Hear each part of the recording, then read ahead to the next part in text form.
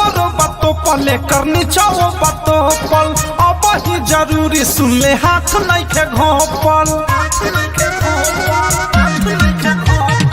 ऊपर बातों पले करनी चाहो बातों पल अब ही जरूरी सुन ले हाथ नहीं के घोपल कवनो कहे होने कवनो कहे हे ने बा कवनो कहे होने कवनो कहे हे ने बा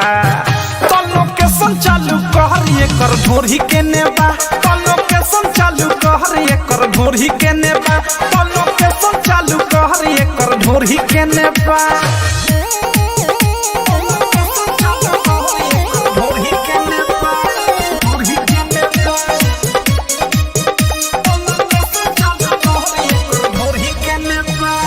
मालविया टंची तबिया पोलाई ऊपर से नीचे ले बाटे गेलाई मालविया टंची तबिया पोलाई ऊपर से नीचे ले बाटे गेलाई लागताटे महालई पियो रछेने बा लागताटे माल ई पियो रछेने बा तलो के संचालू कर एकर ढोरी के ने बा तलो के संचालू कर एकर ढोरी के ने बा तलो के सोनो चालू कर ढोरी के ने बा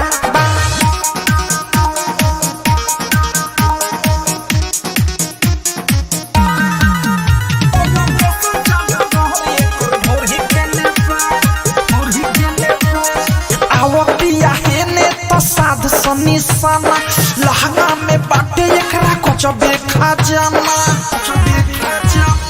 अवध से राइटर थारू साध निशाना अनुराग मिसाइल बाटे कचबे खजाना रसदार चीज देख आइल एने बा